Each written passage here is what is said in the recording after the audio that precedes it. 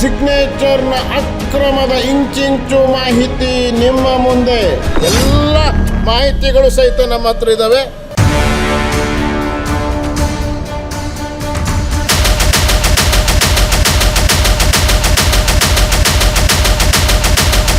Heritage signature brand Bengaluru ಕನಸಾಯ್ತು ಪಂಚ. ಇವತ್ತು silicon city ಕರ್ನಾಟಕದ ರಾಜಧಾನಿ ಬೆಂಗಳೂರಿನ ಪರಿಸ್ಥಿತಿ ಮಳೆಗಾಲದಲ್ಲಿ ಯಾವ ರೀತಿ ಆಗ್ತದೆ ಅನ್ನುವಂಥದ್ದನ್ನು ಅದೆಲ್ಲವನ್ನು ಕೂಡ ಬೆಂಗಳೂರಿಗರು ಈಗಾಗಲೇ ಅನುಭವಿಸಿದ್ದಾರೆ ಮತ್ತು ಅನುಭವಿಸ್ತಾ ಇದ್ದಾರೆ.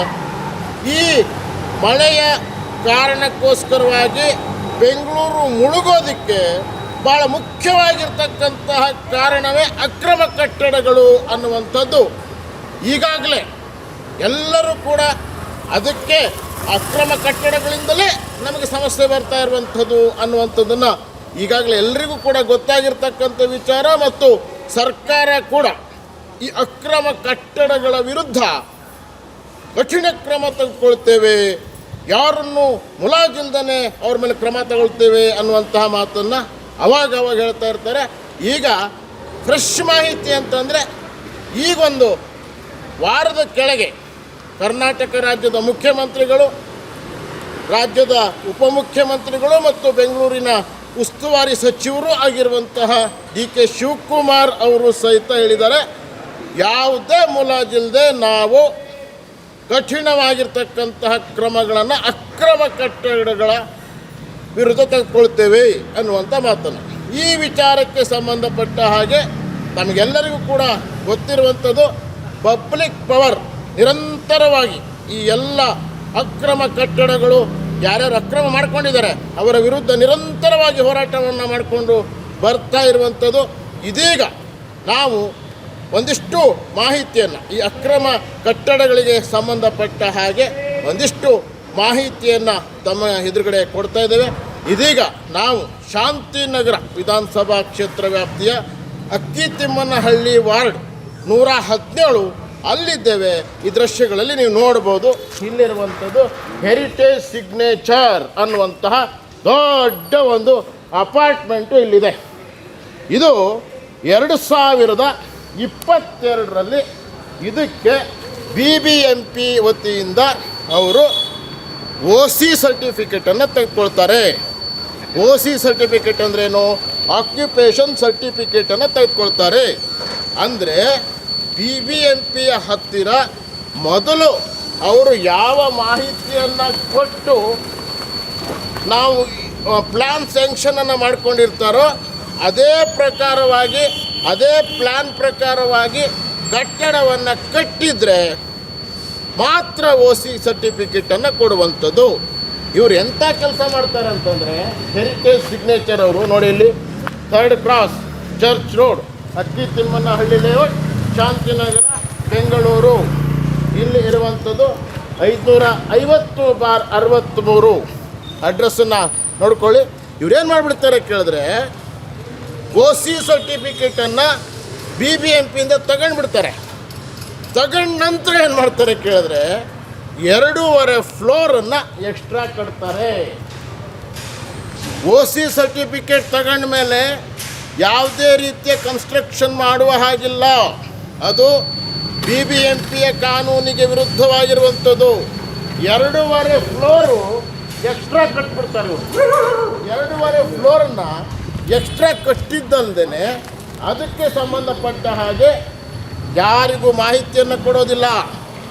2.5 ಫ್ಲೋರ್ ಎಕ್ಸ್ಟ್ರಾ ಕಟ್ಟಿದ ನಂತರದಲ್ಲಿ ಇದು ಗಮನಕ್ಕೆ ಬಂದಂತಹ ಒಂದಿಷ್ಟು ಜನ BBMPಗೆ ದೂರನ್ನು ಕೊಡ್ತಾರೆ. ನೋಡಿ, ಇದು BBMP ಕಾನೂನನ್ನು ವೈಲೇಷನ್ ಮಾಡಿದ್ದಾರೆ. OC ಸರ್ಟಿಫಿಕೇಟ್ ತಗೊಂಡ ಮೇಲೆ ಎಕ್ಸ್ಟ್ರಾ ಫ್ಲೋರ್ಗಳನ್ನು ಕಟ್ಟಿ ಇವರು ಕಾನೂನನ್ನು ಉಲ್ಲಂಘನೆ ಮಾಡಿದ್ದಾರೆ ಅಂಥೇಳಿ ಒಂದಿಷ್ಟು ಜನ ದೂರುದಾರರು BBMPಗೆ ಕಂಪ್ಲೇಂಟನ್ನು ಮಾಡ್ತಾರೆ. ಈ ಅಕ್ರಮ ಕಟ್ಟಡದಾರರಿದ್ದಾರಲ್ಲ, ಇವರು ಒಂದು ದೊಡ್ಡ ತಂತ್ರವನ್ನು ಪ್ರತಿ ಸತಿ ಕೂಡ ಅವರು ಹೂಡ್ತಾರೆ. ಹಿಂಗೇನಾದರೂ ಕಂಪ್ಲೇಂಟ್ ಬಂತು ಅಂದ ತಕ್ಷಣಕ್ಕೆ ನ್ಯಾಯಾಲಯಕ್ಕೆ ಹೋಗಿ ಅವರು ಸ್ಟೇ ತರ್ತಾರೆ. ಇವರು ಕೂಡ ಅದೇ ಕೆಲಸ ಮಾಡ್ತಾರೆ. ಮೇಹಲ್ ಕೋರ್ಟಿಗೆ ಹೋಗ್ತಾರೆ. ಆ ಒಂದು ಇದಕ್ಕೆ ಸಂಬಂಧಪಟ್ಟ ಹಾಗೆ ಅಂದರೆ ಡೆಮಾಲಿಷನ್ ಮಾಡಬೇಕು ಅಂತೇಳಿ BBMPಯ ಕಾನೂನನ್ನು ಉಲ್ಲಂಘನೆ ಮಾಡಿದ್ರೆ, ಅಕ್ರಮವಾಗಿ ಎಕ್ಸ್ಟ್ರಾ ಫ್ಲೋರ್ಗಳನ್ನು ಕಟ್ಟಿದ್ರೆ, ರಾಜಕಾಲು ಒತ್ತುವರಿ ಆಗಿದ್ದರೆ ಅಥವಾ ಸ್ಮಶಾನ ಒತ್ತುವರಿ ಆಗಿದ್ದರೆ, ಸರ್ಕಾರಿ ಜಾಗ ಒತ್ತುವರಿ ಆಗಿದ್ದರೆ ಅದನ್ನು ಡೆಮಾಲಿಷನ್ ಮಾಡಬೇಕು ಅನ್ನುವಂಥದ್ದು ಕಾನೂನು. ಈ ಅಕ್ರಮ ಕಟ್ಟಡದಾರರು ಏನು ಮಾಡ್ತಾರೆ, ಯಾರು ದೂರು ಕೊಟ್ಟ ತಕ್ಷಣವೇ ಅದನ್ನು ಕೋರ್ಟಿಗೆ ಹೋಗ್ಬಿಡ್ತಾರೆ. ಹೋದ ತಕ್ಷಣ ತುರ್ತಿಗೆ ಒಂದು ಸ್ಟೇಯನ್ನು ತಂದ್ಕೊಳ್ತಾರೆ. ಇವರು ಕೂಡ ಈ ಹೆರಿಟೇಜ್ ಸಿಗ್ನೇಚರ್ ಇದಾರಲ್ಲ, ಅವರು ಇದೇ ಕೆಲಸ ಮಾಡ್ತಾರೆ. ಆದರೆ ದೂರುದಾರರು ಎಲ್ಲದಕ್ಕೂ ಸಂಬಂಧಪಟ್ಟ ಹಾಗೆ ಸಂಪೂರ್ಣವಾಗಿರ್ತಕ್ಕಂತಹ ತಮ್ಮ ದೂರನ್ನು ಮಾಹಿತಿಯನ್ನು ತಗೊಂಡು ರಾಜ್ಯ ಉಚ್ಚ ನ್ಯಾಯಾಲಯಕ್ಕೆ ಹೋಗ್ತಾರೆ, ಹೈಕೋರ್ಟಿಗೆ ಹೋಗ್ತಾರೆ. ಹೈಕೋರ್ಟ್ನಲ್ಲಿ 2023ಕ್ಕೆ ಒಂದು ಆದೇಶ ಬರ್ತದೆ. ಹೈಕೋರ್ಟಿನ ಆದೇಶ ನಮ್ಮ ಕೈಯಲ್ಲಿದೆ ನೋಡಿ. ಹೈಕೋರ್ಟ್ ಆಫ್ ಕರ್ನಾಟಕ ಇಲ್ಲಿದೆ, ನಿಮಗೆ ಕಾಣ್ತಾ ಇದೆ ಈ ಆದೇಶ. ಈ ಆದೇಶದಲ್ಲಿ ಏನು ಹೇಳ್ತಾರೆ ಅಂತ ಕೇಳಿದ್ರೆ, ಅವರು ಈ ಒಂದು ಹೆರಿಟೇಜ್ ಸಿಗ್ನೇಚರ್ ಏನಿದೆ ಇವ್ರ ಮೇಲೆ ಏನೊಂದು ಆರೋಪ ಇದೆ, ದೂರನ್ನು ಕೊಟ್ಟಿದ್ದಾರೆ, BBMP ಕಾನೂನನ್ನು ವೈಲೇಷನ್ ಮಾಡಿದ್ದಾರೆ ಅಂತೇಳಿ ದೂರನ್ನು ಕೊಟ್ಟಿದ್ದಾರೆ. ಇದಕ್ಕೆ ಸಂಬಂಧಪಟ್ಟ ಹಾಗೆ ಇವರು ಏನು ಸಾರ್ವಜನಿಕರಿಗೆ ಆ ಫ್ಲ್ಯಾಟ್ಗಳನ್ನು ಮಾರ್ತಾರಲ್ಲ, ಅವರು ಇರೋದೇ ಬಿಸ್ನೆಸ್ ಮಾಡೋದಕ್ಕೆ. ಈ ಫ್ಲ್ಯಾಟನ್ನು ಕಟ್ತಾರಲ್ಲ, ಅಪಾರ್ಟ್ಮೆಂಟನ್ನು ಕಟ್ಟಿ ಫ್ಲ್ಯಾಟನ್ನು ಸೇಲ್ ಮಾಡ್ತಾರಲ್ಲ ಕೋಟಿ ಕೋಟಿ ರೂಪಾಯಿಗಳಿಗೆ, ಆ ಕಟ್ದಂಥವ್ರು ಯಾರೂ ಬಂದು ಉಳ್ಕೊಳ್ಳೋದಿಲ್ಲ. ಅದನ್ನು ಮಾರಾಟ ಮಾಡ್ತಾರೆ. ಹೈಕೋರ್ಟ್ ಏನು ಹೇಳ್ತದೆ ಕೇಳಿದ್ರೆ, ಈ ಅಪಾರ್ಟ್ಮೆಂಟಲ್ಲಿ ಯಾವುದೇ ಫ್ಲ್ಯಾಟ್ಗಳನ್ನು ಮಾರಾಟ ಮಾಡಬಾರ್ದು, ರಿಜಿಸ್ಟ್ರೇಷನ್ ಆಗಬಾರ್ದು, ಆ ವ್ಯಾಪಾರವನ್ನು ಮಾಡಬಾರ್ದು, ಬಿಸ್ನೆಸ್ ಮಾಡಬಾರ್ದು ಅಂತೇಳಿ ಹೈಕೋರ್ಟು ಭಾಳ ಸ್ಪಷ್ಟವಾಗಿರ್ತಕ್ಕಂತಹ ಆದೇಶವನ್ನು ಕೊಡ್ತಾರೆ. ಆ ನಂತರದಲ್ಲಿ ಇವರೇನು ಮಾಡ್ತಾರೆ ಕೇಳಿದ್ರೆ, ಈ ಹೆರಿಟೇಜು ಸಿಗ್ನೇಚರ್ ಇದೆಯಲ್ಲ, ಇಲ್ಲಿರ್ತಕ್ಕಂತಹ ಫ್ಲ್ಯಾಟ್ಗಳನ್ನು ಯಾರು ಖರೀದಿ ಮಾಡ್ತಾರೆ ಅವ್ರ ಆಸ್ತಿ, ಅದು ಆಸ್ತಿ ನೋಂದಣಿ ಆಗಬೇಕಲ್ಲ, ಅದು ಇಲ್ಲಿರ್ತಕ್ಕಂತಹ ಕೆಳಗಡೆ ಇರುವಂತಹ ಏನು ಫ್ಲ್ಯಾಟ್ಗಳಿದ್ದಾವೆ ಅದೆಲ್ಲವೂ ರಿಜಿಸ್ಟರ್ ಆಗುವಂಥದ್ದು ಶಾಂತಿನಗರದ ನೋಂದಣಾಧಿಕಾರಿಗಳ ಕಚೇರಿಯಲ್ಲಿ, ಸಬ್ ರಿಜಿಸ್ಟ್ರಾರ್ ಕಚೇರಿಯಲ್ಲಿ ಮೊದಲೆಲ್ಲ ಅಲ್ಲಿ ರಿಜಿಸ್ಟರ್ ಮಾಡ್ತಾ ಇರ್ತಾರೆ. ಹೈಕೋರ್ಟ್ ಆದೇಶ ಶಾಂತಿನಗರದ ಸಬ್ ರಿಜಿಸ್ಟ್ರಾರ್ ಕಚೇರಿಗೆ ತಲುಪ್ತದೆ. ಇಲ್ಲಿ ಯಾವುದೇ ರೀತಿಯ ರಿಜಿಸ್ಟ್ರೇಷನನ್ನು ಹೆರಿಟೇಜ್ ಸಿಗ್ನೇಚರಲ್ಲಿ ಮಾಡಬಾರ್ದು ಅಂಥೇಳಿ ಶಾಂತಿನಗರದ ಸಬ್ ರಿಜಿಸ್ಟ್ರಾರಿಗೆ ನ್ಯಾಯಾಲಯದ ಆದೇಶ ಅಲ್ಲಿಗೆ ತಲುಪ್ತದೆ. ಆವಾಗ ಶಾಂತಿನಗರದ ಸಬ್ ರಿಜಿಸ್ಟ್ರಾರ್ ಏನು ಮಾಡ್ತಾರೆ ಅಂತಂದರೆ, ಅದಕ್ಕೂ ನಮ್ಮ ಹತ್ರ ದಾಖಲೆ ಇದೆ. ಶಾಂತಿನಗರ ಸಬ್ ರಿಜಿಸ್ಟ್ರಾರ್ ಕಚೇರಿಗೆ ನ್ಯಾಯಾಲಯದ ಆದೇಶ ತಲುಪ್ತದೆ. ಈ ಒಂದು ಆದೇಶವನ್ನು ಕಾವೇರಿ 2ನಲ್ಲಿ ಅಪ್ಲೋಡ್ ಮಾಡ್ತಾರೆ. ಅಂದರೆ ಇದು ಅಕ್ರಮವಾಗಿರ್ತಕ್ಕಂಥ ಕಟ್ಟಡ, ಇದರಲ್ಲಿ ಯಾರೂ ಕೂಡ ಫ್ಲ್ಯಾಟ್ಗಳನ್ನು ಖರೀದಿ ಮಾಡಬಾರ್ದು ಅಂಥೇಳಿ ಶಾಂತಿನಗರದ ಸಬ್ ರಿಜಿಸ್ಟ್ರಾರು ಭಾಳ ಸ್ಪಷ್ಟವಾಗಿ ಇಲ್ಲಿ ಹಾಕಿದ್ದಾರೆ. ಏನಂತ ಅಂದರೆ, the court order entry pops up a dialog box and alarm the public while uploading document for registration in Kaveri 2. ಅಂದರೆ ಯಾರಾದರೂ ಈ ಒಂದು ಕಟ್ಟಡಕ್ಕೆ ಸಂಬಂಧಪಟ್ಟ ಹಾಗೆ ಫ್ಲ್ಯಾಟ್ಗಳನ್ನು ಖರೀದಿ ಮಾಡುವಂಥವ್ರು ಅಲ್ಲಿ ರಿಜಿಸ್ಟ್ರೇಷನ್ ಮಾಡಿಸೋದಕ್ಕೆ ಹೋದರೆ ಅದು ಆ ಒಂದು ತತ್ರಾಂಶದಲ್ಲಿ ತೋರಿಸ್ಬೇಕು, ಇದು ರಿಜಿಸ್ಟ್ರೇಷನ್ ಆಗೋದಿಲ್ಲ, ಇದು ಅಕ್ರಮ ಕಟ್ಟಡ, ಪಾಪ್ಸ್ ಅಪ್ ಅಂತ ಹೇಳ್ತಾರೆ, ಮತ್ತು ಅಲ್ರಾಮ್ ಆಗಬೇಕು ಅಂಥೇಳಿ ನ್ಯಾಯಾಲಯದ ಆದೇಶದ ಮೇರೆಗೆ ಶಾಂತಿನಗರ ಸಬ್ ರಿಜಿಸ್ಟ್ರಾರ್ ಅವ್ರ ಕೆಲಸನ ಅವ್ರು ಮಾಡಿದ್ದಾರೆ. ಇವರು ಸರ್ಕಾರದ ಕಾನೂನು, ಈ ನೆಲದ ಕಾನೂನು, ಚಾಪೆ ಕೆಳಗೆ ನುಸುಳಿದ್ರೆ ಈ ಅಕ್ರಮದಾರರು ರಂಗೋಲಿ ಕೆಳಗೆ ನುಸುಳ್ತಾರೆ. ಏನು ಮಾಡಿಬಿಡ್ತಾರೆ ಗೊತ್ತಾ ಇವರು? ನೋಡಿ ಇನ್ನೊಂದು ಸತಿ ನೋಡಿ, ಹೆರಿಟೇಜ್ ಸಿಗ್ನೇಚರ್ ಅವರು ಏನು ಮಾಡ್ತಾರೆ ಕೇಳಿದ್ರೆ, ಉಳಿದಿರ್ತಕ್ಕಂತಹ ಅವರು ಅಕ್ರಮವಾಗಿ ಕಟ್ಟಿರ್ತಕ್ಕಂತಹ 2.5 ಫ್ಲೋರಿನ ಎಕ್ಸ್ಟ್ರಾ ಇದಾವಲ್ಲ ಅಲ್ಲಿ, ಅದಕ್ಕೆ ಸಂಬಂಧಪಟ್ಟ ಹಾಗೆ ಅದನ್ನು ಮಾರಾಟ ಮಾಡ್ತಾರಲ್ಲ, ಆ ರಿಜಿಸ್ಟ್ರೇಷನನ್ನು ಇವರು ಬೊಮ್ಮನಹಳ್ಳಿ ಸಬ್ ರಿಜಿಸ್ಟ್ರಾರ್ ಆಫೀಸಲ್ಲಿ ಮಾಡಿಸ್ತಾರೆ. ನೋಡಿ, ಬೊಮ್ಮನಹಳ್ಳಿ ಸಬ್ ರಿಜಿಸ್ಟ್ರಾರ್ ಆಫೀಸಿಗೆ ಹೋಗಿ ಅಲ್ಲಿ ಇರ್ತಕ್ಕಂತಹ ಸಬ್ ರಿಜಿಸ್ಟ್ರಾರ್ನ ಅಡ್ಜಸ್ಟ್ ಮಾಡ್ಕೊಂಡು ಅಲ್ಲಿ ಇವರು ಈ ಫ್ಲಾಟ್ಗಳನ್ನು ಬೊಮ್ಮನಹಳ್ಳಿ ಸಬ್ ರಿಜಿಸ್ಟ್ರಾರ್ ಆಫೀಸಲ್ಲಿ ಅವರು ರಿಜಿಸ್ಟ್ರೇಷನ್ ಮಾಡಿಸ್ತಾರೆ. ನಾನು ನೀವು ಹೇಳೋದು ತಪ್ಪು ಅಂತ ಹೇಳ್ತಿಲ್ಲ. ಇವ್ರ ಹತ್ರ ಯಾರ್ಯಾರು ಖರೀದಿ ಮಾಡಿದ್ರು ಅವರೆಲ್ಲರ ಕತೆ ಗೋವಿಂದ. ಕೋಟಿ ಕೋಟಿ ಕೊಟ್ಟು ಖರೀದಿ ಮಾಡಿರ್ತಾರಲ್ಲ, ಅಕ್ರಮನೇ ಇದು. ನ್ಯಾಯಾಲಯದ ಆದೇಶ ಇದೆ, ಯಾವುದೇ ಕಾರಣಕ್ಕೂ ರಿಜಿಸ್ಟ್ರೇಷನ್ ಮಾಡಿಸ್ಬಾರ್ದು ಅಂತೇಳಿ ಹೈಕೋರ್ಟ್ ಆದೇಶ ಇದೆ. ಕೇರ್ ಮಾಡೋದಿಲ್ಲ, ಗಮನಕ್ಕೆ ತಗೊಳ್ಳೋದಿಲ್ಲ. ನ್ಯಾಯಾಲಯದ ಆದೇಶವನ್ನು ಗಾಳಿಗೆ ತೂರಿ ಇವರು ಇಲ್ಲಿ ಎಷ್ಟು ಅದನ್ನು ಹೇಳ್ಬಿಡ್ತೀವಿ ನಿಮಗೆ. ಕರ್ನಾಟಕ ಸರ್ಕಾರ ನೋಂದಣಿ ಮತ್ತು ಮುದ್ರಾಂಕ ಇಲಾಖೆ ಹಿರಿಯ ಉಪನೋಂದಣಾಧಿಕಾರಿಯವರ ಕಚೇರಿ, ಬೊಮ್ಮನಹಳ್ಳಿ, BDA ಕಾಂಪ್ಲೆಕ್ಸು, 2ನೇ ಮಹಡಿ, 3ನೇ ಬ್ಲಾಕು, 7ನೇ ಕ್ರಾಸು, ಕೋರಮಂಗಲದ BDA ಕಾಂಪ್ಲೆಕ್ಸ್ನಲ್ಲಿ ಬೊಮ್ಮನಹಳ್ಳಿ ಸಬ್ ರಿಜಿಸ್ಟ್ರಾರ್ ಆಫೀಸ್ ಇದೆ. ಅಲ್ಲಿ ಇವ್ರು ಏನು ಮಾಡಿಬಿಡ್ತಾರೆ ಕೇಳಿದ್ರೆ, ನೋಡಿ 2023ರಲ್ಲೇ ನ್ಯಾಯಾಲಯದ ಆದೇಶ ಇದೆ. ಇವರು 2024ರಲ್ಲಿ ವ್ಯಾಪಾರ ಮಾಡ್ತಾರೆ. ನೋಡಿ ಇಲ್ಲಿ ಕ್ರಮ ಸಂಖ್ಯೆ 1, ದಸ್ತಾವೇಜು ಸಂಖ್ಯೆ I12910/2023-24, ಕಾವೇರಿ ತತ್ರಾಂಶದಲ್ಲಿ ಅರ್ಜಿ ಸಂಖ್ಯೆ PRP 201202-5938-054, ಒಟ್ಟು 5 ಸ್ವತ್ತುಗಳನ್ನು ಸುಮಾರು 10 ಕೋಟಿ ರೂಪಾಯಿ ವ್ಯಾಪಾರವನ್ನು ಇವರು ಮಾಡ್ತಾರೆ. ನೋಡಿ ಎಂಥ ಒಂದು ಅಕ್ರಮ ಅಂತಂದರೆ, BBMPಯಿಂದ ಈ ಕಟ್ಟಡ ಅಕ್ರಮ ಆಗಿದೆ ಅಂಥೇಳಿ ಆದೇಶ ಇದೆ, ಹೈಕೋರ್ಟಿನ ಆದೇಶ ಇದೆ. ಇಲ್ಲಿ ಯಾವುದೇ ಕಾರಣಕ್ಕೂ ಇದನ್ನು ಮಾರಾಟ ಮಾಡಬಾರ್ದು, ಇದು ಅಕ್ರಮ ಕಟ್ಟಡ, ನೋಡ್ಕೊಬಿಡಿ. ಇದು ಇಲ್ಲಿ ಎದುರುಗಡೆ ಭಾಗ ಇದು ಎಷ್ಟು ದೊಡ್ಡದಿದೆ ಗೊತ್ತಾ? ಆ ಕಡೆ ರಸ್ತೆಯಿಂದ ಇಲ್ಲಿ ತನಕ ಓದ ಕಟ್ಟಿರುವಂಥದ್ದು ಅಕ್ರಮ ಕಟ್ಟಡ. ಹೈಕೋರ್ಟ್ನ ಆದೇಶ ಇದೆ, ಇಲ್ಲಿ ಯಾವುದೇ ಕಾರಣಕ್ಕೂ ಯಾರೂ ಕೂಡ ಇಲ್ಲಿ ಖರೀದಿ ಮಾಡಬಾರ್ದು.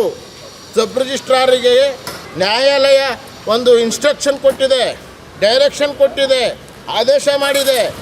ಯಾವುದೇ ಕಾರಣಕ್ಕೂ ಈ ಒಂದು ಶಾಂತಿನಗರದಲ್ಲಿರುವಂತಹ ಹೆರಿಟೇಜ್ ಸಿಗ್ನೇಚರಲ್ಲಿ ಯಾರಿಗೂ ಕೂಡ ಫ್ಲಾಟನ್ನು ರಿಜಿಸ್ಟ್ರೇಷನ್ ಮಾಡಬಾರ್ದು ಅಂಥೇಳಿ ಹೈಕೋರ್ಟಲ್ಲಿ ಆದೇಶ ಇದೆ.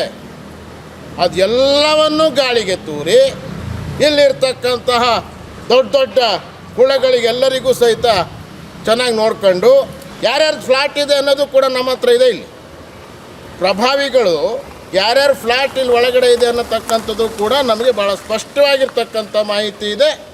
ಇಂತಹ ಒಂದು ಕೆಲಸವನ್ನು, ಇದು ಒಂದು ಉದಾಹರಣೆ, ಹೆರಿಟೇಜ್ ಸಿಗ್ನೇಚರ್ನವ್ರದ್ದು ಇದು ಒಂದು ಉದಾಹರಣೆ. ಇಂಥದ್ದು ನಮ್ಮ ಹತ್ರನೇ ನೂರಾರು ಸಾವಿರಾರು ದಾಖಲೆಗಳಿದ್ದಾವೆ, ಉದಾಹರಣೆಗಳಿದ್ದಾವೆ. ಸರ್ಕಾರ ಗುರುತಿಸಿರ್ತಕ್ಕಂಥದ್ದು ಈಗಾಗಲೇ 2.5 ಲಕ್ಷ ಅಕ್ರಮ ಕಟ್ಟಡಗಳಿದ್ದಾವೆ ಅಂಥೇಳಿ ನಾವು ಇವತ್ತು ಮುಖ್ಯಮಂತ್ರಿಗಳಲ್ಲಿ ಮನವಿಯನ್ನು ಮಾಡ್ತಾಯಿದ್ದೇವೆ, ಉಪಮುಖ್ಯಮಂತ್ರಿಗಳಲ್ಲಿ ಮನವಿಯನ್ನು ಮಾಡ್ತಾಯಿದ್ದೇವೆ. ಪಾಪ ಅವರು ದೊಡ್ಡ ಕನಸನ್ನು ಕಂಡಿದ್ದರು, ಬೆಂಗಳೂರನ್ನು ಬ್ರ್ಯಾಂಡ್ ಮಾಡ್ತೇವೆ ಅಂಥೇಳಿ ಕನಸನ್ನು ಕಂಡಿದ್ರು.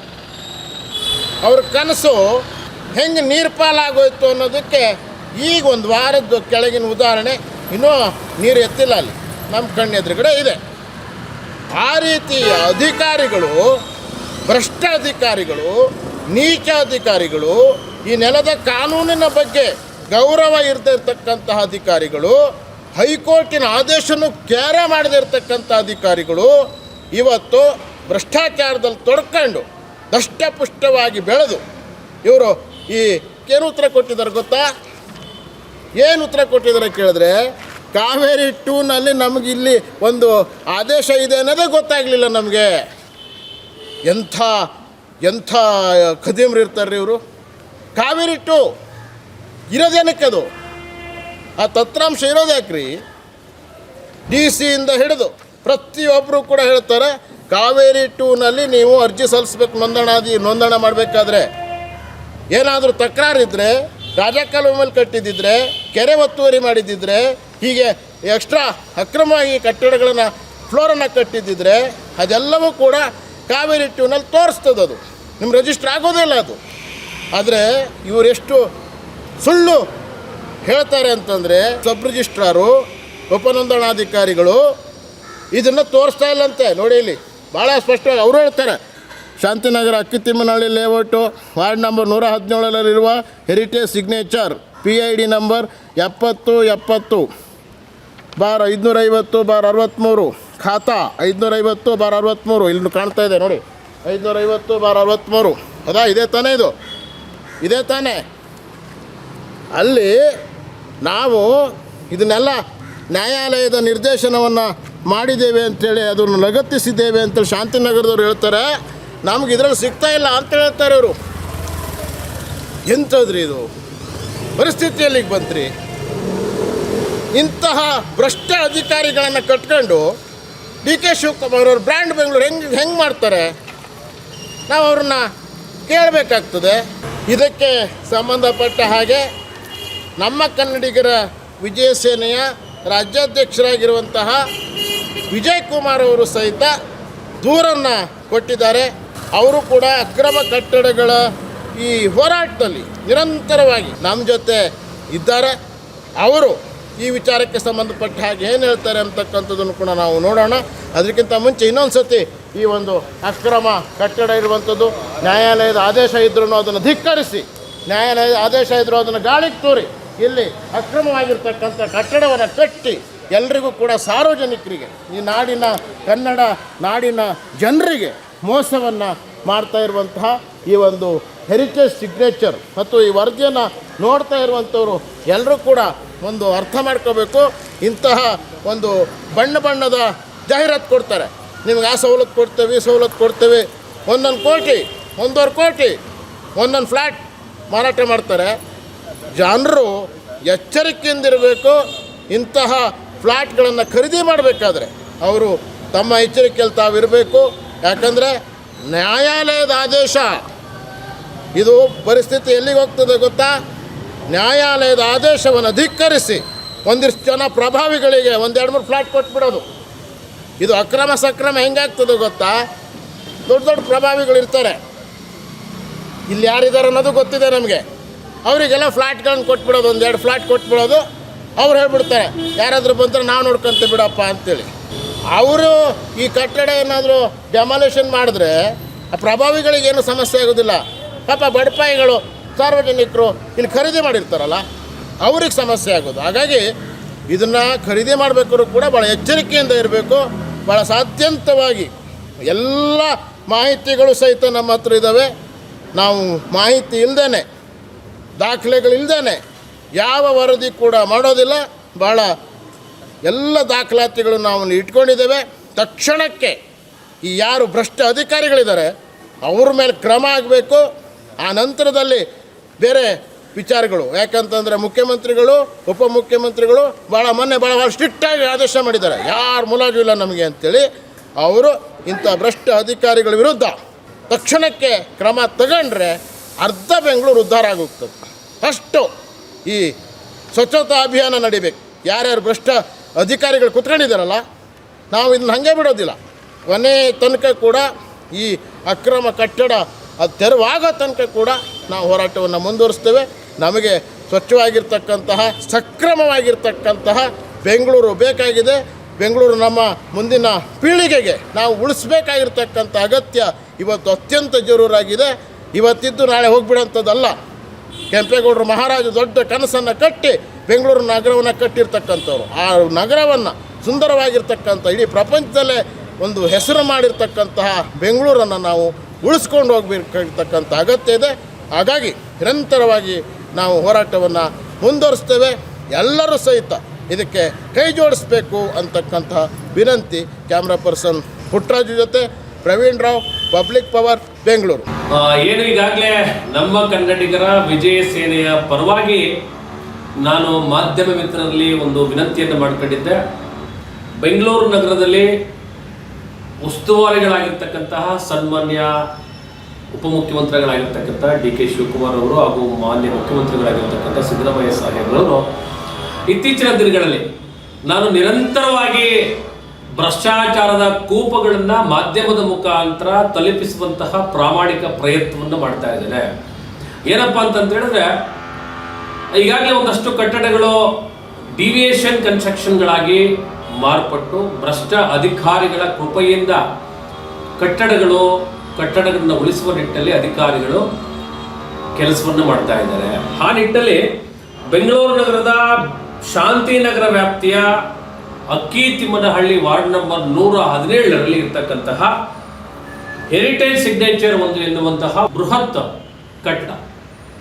ಈ ಕಟ್ಟಡ, ಈ ಒಂದು ಅಪಾರ್ಟ್ಮೆಂಟ್ ಕಾನೂನು ಬಾಹಿರವಾಗಿ ಬೃಹತ್ ಬೆಂಗಳೂರು ಮಹಾನಗರ ಪಾಲಿಕೆಯ ಕಾಯ್ದೆ 2020 ಸಂಪೂರ್ಣವಾಗಿ ಉಲ್ಲಂಘನೆ ಮಾಡಿ ಕಟ್ಟಡ ನಿರ್ಮಾಣ ಮಾಡಿರ್ತಕ್ಕಂಥದ್ದು. ಇದರ ವಿರುದ್ಧ ಬೃಹತ್ ಬೆಂಗಳೂರು ಮಹಾನಗರ ಪಾಲಿಕೆಗೆ ದೂರನ್ನು ಸಲ್ಲಿಸಲಾಗಿದೆ. ಬೃಹತ್ ಬೆಂಗಳೂರು ಮಹಾನಗರ ಪಾಲಿಕೆಯ ಅಧಿಕಾರಿಗಳು ಎಷ್ಟು ಭ್ರಷ್ಟರಿದ್ದಾರೆ ಅಂತ ಹೇಳಿದ್ರೆ, ಕ್ರಮ ವಹಿಸಬೇಕಾದಂತಹ ಅಧಿಕಾರಿಗಳು ಭ್ರಷ್ಟಾಚಾರರಿಗೆ ಸಪೋರ್ಟ್ ಅನ್ನು ಮಾಡಿದ್ದಾರೆ. ಜೊತೆಗೆ ನಾನು ಈಗಾಗಲೇ ಹೇಳಿದ್ದೆ, ಮಾಧ್ಯಮದಲ್ಲಿ ತೋರಿಸಿದ್ದೆ, ದಿನಾಂಕ 12/12/2023ರಲ್ಲಿ ಮಾನ್ಯ ಕರ್ನಾಟಕ ಉಚ್ಚ ನ್ಯಾಯಾಲಯ ಒಂದು ಆದೇಶವನ್ನು ಮಾಡುತ್ತದೆ. ಹೆರಿಟೇಜ್ ಸಿಗ್ನೇಚರ್ ಅಪಾರ್ಟ್ಮೆಂಟ್ನ ಮಾಲೀಕರು ಯಾವುದೇ ಕಾರಣಕ್ಕೂ ಕಟ್ಟಡವನ್ನು ಮಾರಾಟ ಮಾಡಬಾರ್ದು, ಕಟ್ಟಡವನ್ನು ನಿರ್ಮಾಣ ಮಾಡಬಾರ್ದು ಅಂತೇಳಿ ಒಂದು ಮಧ್ಯಂತರ ಆದೇಶವನ್ನು ಕೊಡ್ತದೆ. ಆ ಆದೇಶವನ್ನು ಶಾಂತಿನಗರ ವ್ಯಾಪ್ತಿಯ ಸಬ್ ರಿಜಿಸ್ಟರ್ ನಾನು ಕಾವೇರಿ 2ನಲ್ಲಿ ಅಪ್ಲೋಡ್ ಮಾಡಿದ್ದೀನಿ ಅಂತೇಳಿ ನಮ್ಮ ದೂರಿಗೆ ಒಂದು ಇಂಬರಹವನ್ನು ಕೊಡ್ತಾರೆ. ಯಾರು? ಶಾಂತಿನಗರ ವ್ಯಾಪ್ತಿಯಲ್ಲಿರ್ತಕ್ಕಂತಹ ಅಧಿಕಾರಿ ವರ್ಗದವರು ನಮಗೆ ಒಂದು ಇಂಬರಹವನ್ನ ಕೊಡ್ತಾರೆ. ಈ ಇಂಬರಹ ಕೊಟ್ಟ ನಂತರ ನಾವು DRO ಅವರಿಗೆ ಒಂದು ದೂರನ್ನ ಸಲ್ಲಿಸ್ತೇವೆ. DRO ಸಲ್ಲಿಸಿದ ವಿಚಾರ ಏನಪ್ಪಾ ಅಂತ ಹೇಳಿದ್ರೆ, ಬೊಮ್ಮನಹಳ್ಳಿ ವಲಯದ ಸಬ್ ರಿಜಿಸ್ಟರ್ ಶಾಂತಿನಗರ ವ್ಯಾಪ್ತಿಗೆ ಬರ್ತಕ್ಕಂತಹ ಈ ಕಟ್ಟಡವನ್ನ ರಿಜಿಸ್ಟ್ರೇಷನ್ ಮಾಡಿಸ್ತಾರೆ. ಕಾವೇರಿ ತತ್ರಾಂಶ 2ರಲ್ಲಿ ಶಾಂತಿನಗರದ ಸಬ್ ರಿಜಿಸ್ಟರ್ ಅಪ್ಲೋಡ್ ಮಾಡಿದ್ರೂ ಸಹ ಬೊಮ್ಮನಹಳ್ಳಿ ವಲಯದ ಸಬ್ ರಿಜಿಸ್ಟರ್ ಆಫೀಸ್ನಲ್ಲಿ ಈ ಒಂದು ಕಟ್ಟಡದ ರಿಜಿಸ್ಟ್ರೇಷನ್ ಪ್ರೋಸೆಸ್ ಅನ್ನ ಮಾಡ್ತಾರೆ. 10 ಕೋಟಿಗೂ ಅಧಿಕವಾಗಿರತಕ್ಕಂತಹ ಬಿಲ್ಡಿಂಗ್ ಅನ್ನ ಮಾರಾಟವನ್ನು ಮಾಡ್ತಾರೆ. ಎಲ್ಲಿದೆ ಕಾನೂನು? ಮಾನ್ಯ ನ್ಯಾಯಾಲಯಕ್ಕೆ ಇವರು ನ್ಯಾಯಾಲಯ ಆದೇಶವನ್ನೇ ತಿರಸ್ಕಾರ ಮಾಡಿ ಬಿಲ್ಡಿಂಗ್ ಅನ್ನ ರಿಜಿಸ್ಟ್ರೇಷನ್ ಮಾಡ್ತಾರೆ ಅಂತ ಹೇಳಿದ್ರೆ, ಮುಖ್ಯಮಂತ್ರಿಗಳ ಉಪಮುಖ್ಯಮಂತ್ರಿಗಳ ಆದೇಶಕ್ಕೆ ಕಿಮ್ಮತ್ತಿದೆಯಾ? ಇವತ್ತು ಜನಸಾಮಾನ್ಯರು, ಬೆಂಗಳೂರು ನಗರದಲ್ಲಿ ಇರ್ತಕ್ಕಂಥ ಜನಸಾಮಾನ್ಯರು ಹೇಗಾದ್ರೂ ಮಾಡಿ ಒಂದು ಗೂಡನ್ನ ಕಟ್ಕೋಬೇಕು, ಒಂದು ಸೂರನ್ನ ನಿರ್ಮಾಣ ಮಾಡ್ಕೋಬೇಕು ಅಂತೇಳಿ ಇಂತಹ ಅಕ್ರಮ ಕಟ್ಟಡವನ್ನ ತೆಗೆದುಕೊಂಡು ಇವತ್ತು ಭಾಗಶಃ ಬೀದಿಗೆ ಬೀಳುವಂತ ಪರಿಸ್ಥಿತಿಯಲ್ಲಿ ಇದ್ದಾರೆ. ಇವತ್ತು ಇಂತಹ ಅಧಿಕಾರಿ ವರ್ಗದವರನ್ನ ನಿಜವಾಗಿಯೂ ಸರ್ಕಾರಕ್ಕೆ ನಾನು ಚಾಲೆಂಜ್ ಅನ್ನು ಮಾಡ್ತೇನೆ, ಇಂತಹ ಅಧಿಕಾರಿಗಳನ್ನ ಮನೆ ಕಳಿಸುವ ನಿಟ್ಟಿನಲ್ಲಿ ನೀವು ಕಾರ್ಯಪ್ರವೃತ್ತರಾಗ್ತೀರಾ?